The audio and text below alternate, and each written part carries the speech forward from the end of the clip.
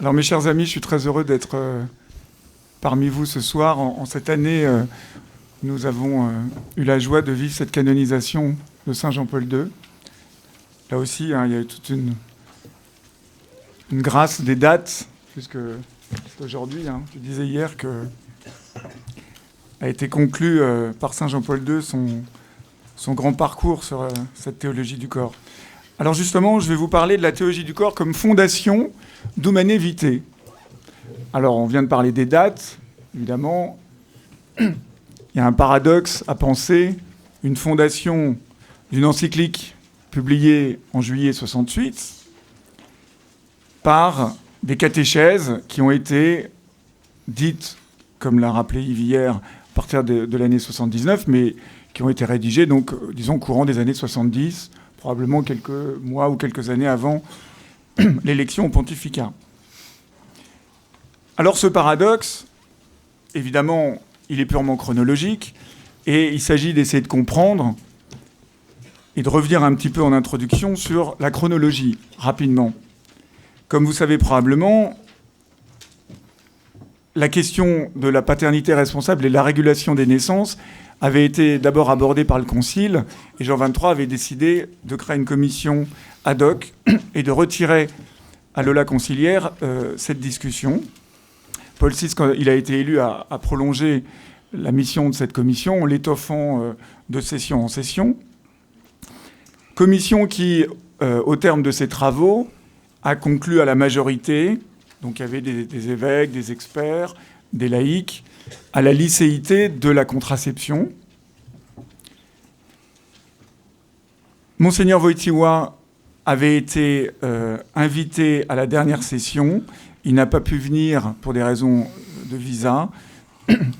Et en parallèle de cette commission, il avait créé à Cracovie, puisqu'il avait, comme vous savez, il avait déjà beaucoup travaillé sur ces questions.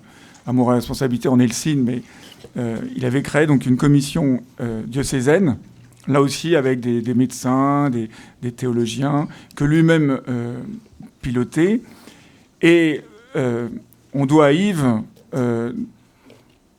d'avoir publié en français, donc en annexe de la théologie du corps, ce fameux mémorandum de Cracovie, qui est une pièce, me semble-t-il, essentielle pour faire le lien entre amour et responsabilité et la théologie du corps, qui est en fait un texte qui reprend le texte de la commission pontificale en discutant et en critiquant non seulement le texte dit de la majorité, mais aussi, à certains niveaux, le texte dit de la minorité.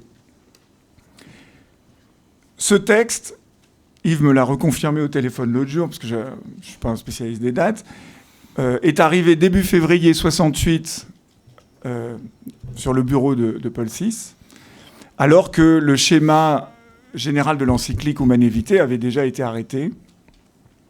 Mais il y a des traces très probables d'intégration de certains arguments du mémorandum dans l'encyclique, qui n'a pas été donc modifié dans sa structure générale. Mais je vous cite deux passages, comme on n'a pas beaucoup de temps, surtout le passage d'ailleurs un peu central de l'encyclique, le numéro 12, Paul VI écrit « Cette doctrine, plusieurs fois exposée par le magistère, est fondée sur le lien indissoluble que Dieu a voulu et que l'homme ne peut rompre de son initiative entre les deux significations de l'acte conjugal, union et procréation. En effet, par sa structure intime, l'acte conjugal, en même temps qu'il unit profondément les époux, les rend aptes à la génération de nouvelles vies, selon des lois inscrites dans l'être même de l'homme et de la femme. » Cette expression, évidemment, de deux significations de l'acte conjugal est au cœur de l'argumentation du mémorandum. Et on peut faire l'hypothèse, enfin, il y a peut-être d'ailleurs des documents qui ont été produits là-dessus, mais en tout cas, on peut faire l'hypothèse que Paul VI a bénéficié de cette approche. Alors, évidemment, mon thème, c'est pas le mémorandum ou amour et responsabilité comme source en partie d'humanité, c'est bien sûr la théologie du corps, sur laquelle nous avons dit déjà énormément de choses. Enfin, les conférenciers précédents ont dit déjà énormément de choses. Je vais essayer de pas trop faire de redites. Je présuppose déjà beaucoup de choses qui ont été dites. Il me semble, toujours dans mon introduction, que c'est important de voir que le cardinal Wojtyła a été on pourrait dire, un ardent promoteur de la réception du concile dans son diocèse. Il a écrit un livre qui est encore assez peu connu, mais je trouve qui est extrêmement intéressant, qui s'appelle « Aux sources du renouveau », qui, on pourrait dire, une sorte de vade-mecum de l'évêque de Cracovie pour faire peu à peu, pour que son diocèse arrive à s'approprier, on va revenir sur le terme dont on nous parle depuis pas mal depuis ce matin, ce moment de l'appropriation, pour que son diocèse, ses fidèles, puissent s'approprier pleinement le concile, dont vous savez, il a été un des artisans. Et il me semble que la théologie du corps, qui a été écrite donc et méditée à Cracovie, doit être lue dans ce contexte prochain de l'application de Vatican II. Et on pourrait dire l'axe aux sources du renouveau, il le dit à plusieurs reprises. Donc aux sources du renouveau, il y a plein de citations du concile et une sorte de présentation du concile, de ces textes, de manière très pédagogique pour essayer d'en saisir le véritable esprit. Alors, on a beaucoup parlé de l'esprit du concile.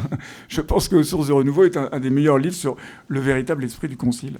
Et le présupposé de ce livre, c'est justement la manière dont Wojtyła comprend le concile, c'est ce principe de l'enrichissement de la foi. L'enrichissement de la foi. Et je vais utiliser la première fois un terme que je vais reprendre plusieurs fois, qui, grosso modo, est la thèse que je vais essayer de développer, d'essayer de comprendre comment le concile, on a beaucoup dit que c'était un concile pastoral, il avait justement pour finalité, dans l'esprit de Jean 23, de Saint Jean 23, de produire, on pourrait dire, une subjectivation adéquate. Qu'est-ce qu'on entend par subjectivation ? C'est-à-dire, on a vu hier soir, le mien, le tien, etc., de faire sienne cette doctrine chrétienne, véritablement de se l'approprier pour qu'elle devienne pleinement présente, non seulement dans la pensée, dans le cœur, mais dans l'agir. Donc, il s'agit d'élaborer une pédagogie pour que la subjectivité se hausse à la hauteur de ce à quoi Dieu appelle les hommes. Et je vous rappelle que quand même un des grands axes du concile, c'est l'appel universel à la sainteté. L'appel universel à la sainteté. Et je pense que c'est une des prémices de lecture de la théologie du corps. Il faut arriver à lire la théologie du corps dans la lumière de cet appel universel à la sainteté, dont Jean-Paul II reparle à plusieurs reprises dans d'autres textes. Alors, Jean-Paul II lui-même facilite, on pourrait dire, le traitement de mon exposé. Je le remercie. De toute façon, il est forcément présent parmi nous depuis hier soir. Il est tout à fait fidèle à l'adage aristotélicien, ce qui est premier dans l'ordre d'intention est dernier dans l'ordre d'exécution. Ce qui est premier dans l'ordre d'intention, je sais pas, je vais à tel endroit, je veux aller à tel endroit, donc c'est premier dans l'ordre d'intention, mais j'arrive à cet endroit en dernier, bien sûr. Il a fallu que je parcours tout cet espace. Alors lui-même le dit dans sa dernière catéchèse, la catéchèse 133, page 584 dans l'édition.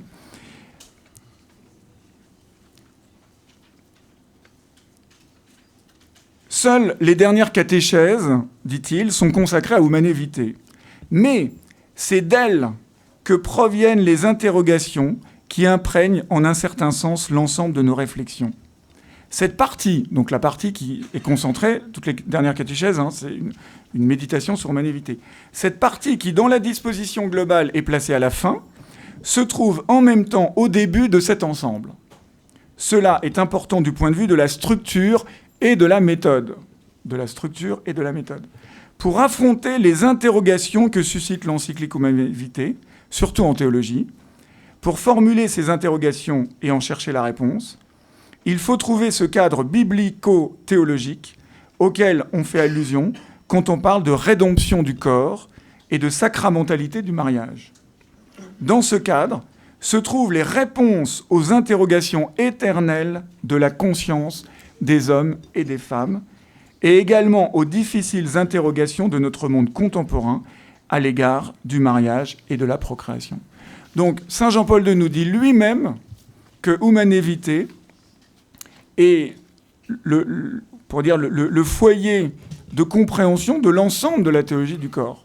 Et que cet ensemble de la théologie du corps, dont il parle à plusieurs reprises comme étant une pédagogie, est ordonné justement, c'est ce que je vais essayer de développer maintenant, est ordonné à mieux recevoir l'encyclique de Paul VI.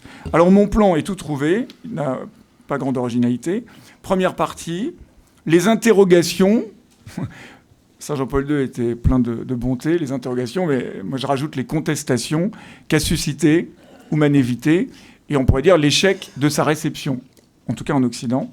Et ma deuxième partie sera consacrée à la réponse de la théologie du corps, qui sera assez rapide, puisqu'il y a déjà beaucoup de choses qui ont été dites, je rappellerai quelques points, où je redévelopperai rapidement cette notion de subjectivation adéquate, qui me semble être au cœur de la recherche de Saint Jean-Paul II. Alors, donc première partie, les interrogations et contestations qu'a suscité Humanae Vitae et l'échec de sa réception. Le Péride, ce matin, a repris et François de Muson en reparlait tout à l'heure, ces 3 temps du don. Et finalement, ce qu'on est en train de découvrir de plus en plus, c'est l'importance de ce deuxième moment du don.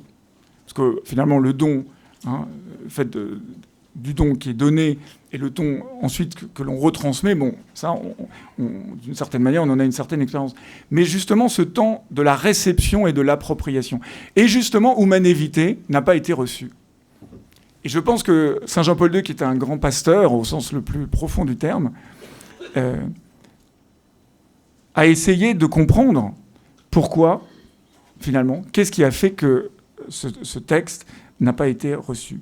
Alors, je pointe quelques points de cette contestation et interrogation. D'abord, beaucoup ont accusé le texte de Paul VI de biologisme, qui serait en régression par rapport au personnalisme de Gaudium et Spes, donc du texte de Vatican II. En insistant sur la loi naturelle et sur les processus biologiques de la génération, finalement, Paul VI aurait le désir, ou alors en tout cas ça aboutirait au fait de soumettre les époux à des processus infrahumains. Donc ici on comprend les lois finalement du corps comme des processus infrahumains. Donc derrière ça il y a une visée dualiste et on est ici devant une critique typiquement projective. Enfin, ceux qui critiquent ce texte évidemment comprennent le corps lui-même comme infrahumain et purement biologique.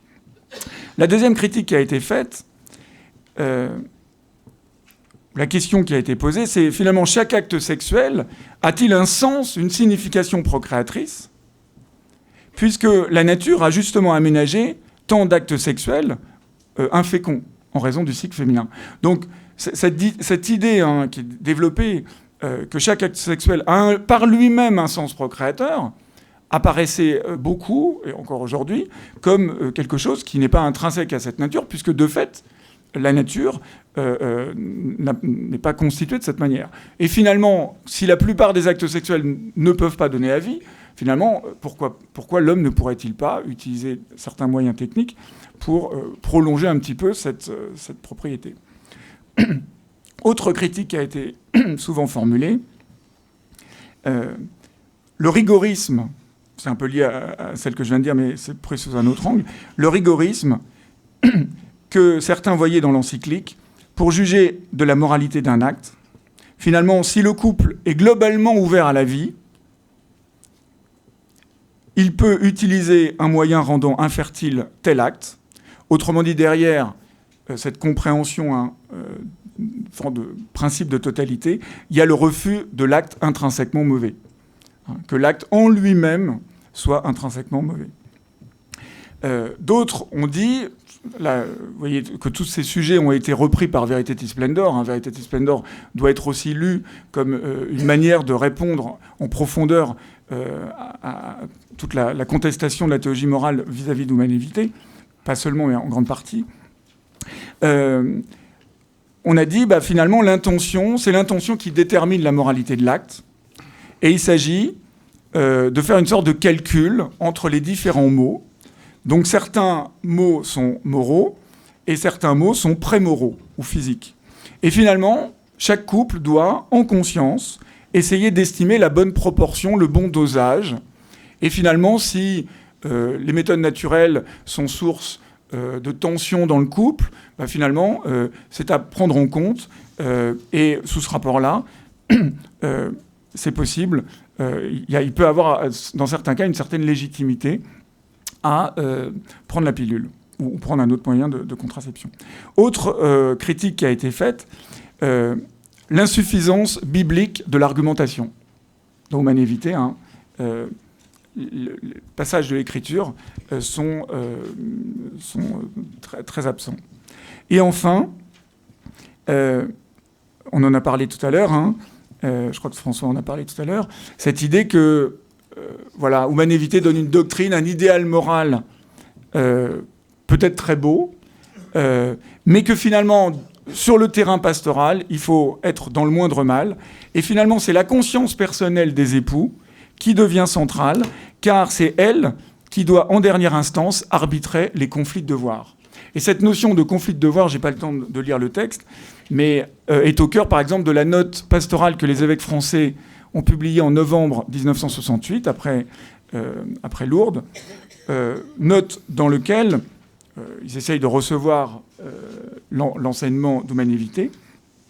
Mais, je cite juste 3 lignes, « Quand on est dans une alternative de devoir, disent les évêques français, où, quelle que soit la décision prise, on ne peut éviter un mal, donc on est piégé, de toute façon, il y a des mots à droite et à gauche, la sagesse traditionnelle prévoit de rechercher devant Dieu quel devoir, en l'occurrence, est majeur. » Donc, vous voyez, qui, ici, finalement, doit estimer et doit arbitrer le conflit de devoir, c'est bien sûr la conscience.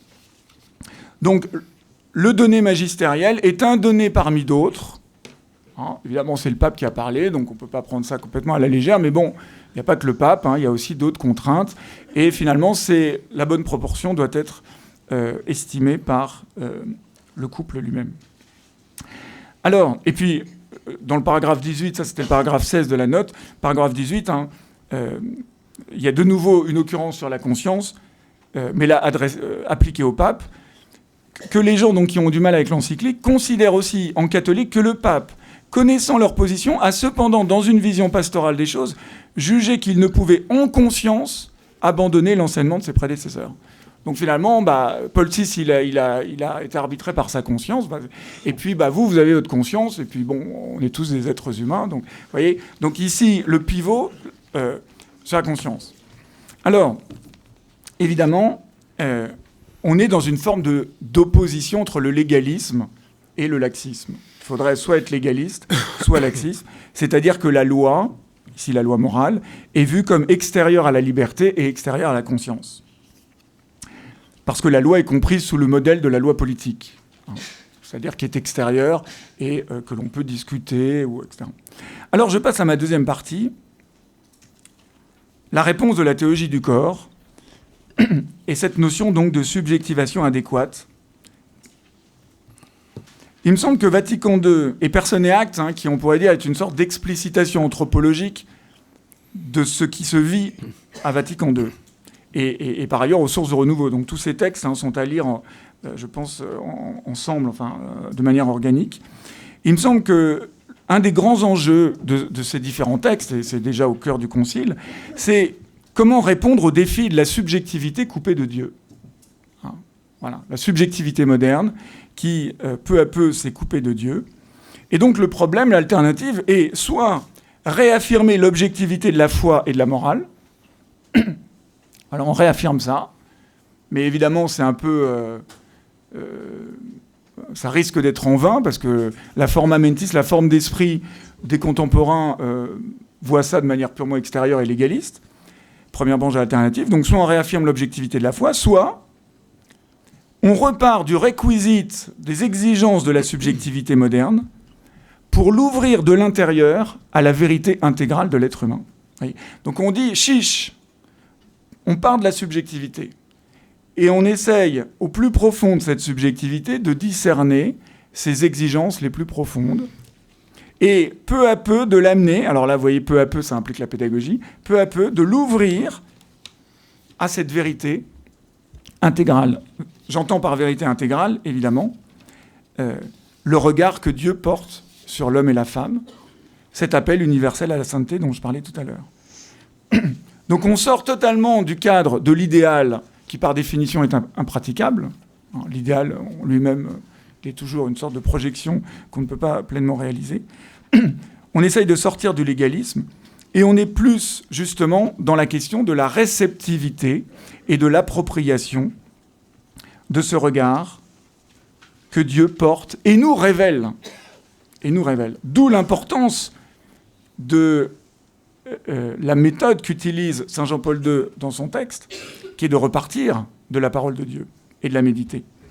Donc le grand thème, me semble-t-il, de ce concile qu'on dit pastoral, et de Jean-Paul II, qui en est on pourrait dire, un des pasteurs essentiels, pendant son épiscopat et ensuite son pontificat, comment former des subjectivités chrétiennes authentiques ? Voilà, je pense qu'une des questions centrales qui anime Personne et Acte et qu'on retrouve dans la théologie du corps. Comment former des subjectivités chrétiennes authentiques ? Repartir de l'expérience. C'est la méthode de Personne et Acte. Au cœur de cette expérience, peu à peu retrouver cette vérité profonde sur l'homme. Or, le rejet d'humanité est commandé par une réactivité de la subjectivité. C'est le sujet moderne qui se rétracte et qui justement nie la loi naturelle comme infrahumaine et met la conscience, comme on l'a vu tout à l'heure, comme juge ultime des conflits de devoir. Alors quelle est la réponse de la théologie du corps ? De repartir de l'expérience vécue. Repartir de l'expérience vécue. Mais repartir de l'expérience vécue telle qu'elle est révélée par Dieu lui-même.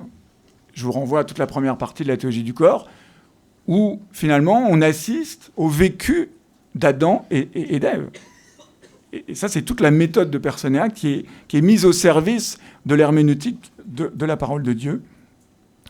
On repart de l'expérience vécue et on déploie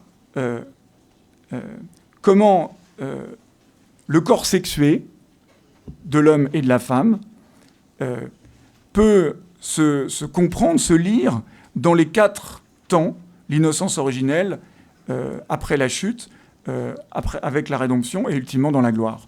Donc ces 4 temps qui sont autant de relecture de ce que la parole de Dieu nous révèle, de cette expérience intime d'une subjectivité qui reçoit pleinement de Dieu sa vérité et donc son bonheur. Donc il s'agit, vous voyez, de situer le sujet humain dans une sorte de le mettre dans une sorte de cartographie pour amener la subjectivité à s'élargir, à se comprendre elle-même dans un système de coordonnées beaucoup plus large. Alors que la subjectivité moderne, évidemment, elle a tendance à se replier sur elle-même. Donc il s'agit de trouver des médiations pour que lorsque le sujet fait retour sur lui-même,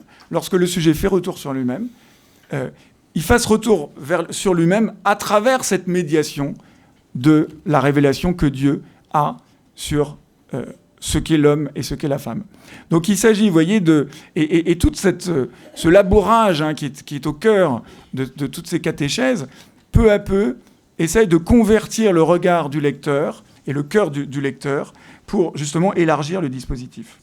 D'où le rôle central du mot signification et du mot langage dans la théologie du corps, qui me semble être le moyen terme entre, d'un côté, la doctrine objective, anthropologique et même ontologique, et la norme morale, d'une part, et d'autre part, l'appropriation subjective et la pratique vertueuse. Vous voyez ? Parce que finalement, la finalité de tout ça, la théologie du corps, elle a une finalité pratique. Elle a une finalité pratique. Quel est le but de la pédagogie du corps ? dont Saint Jean-Paul II dit que c'est aussi une pédagogie, hein, il identifie quasiment les deux termes, c'est évidemment de susciter des subjectivités vertueuses. C'est pour ça qu'au cœur de ce long itinéraire se situe tout le thème de la pureté et de la chasteté.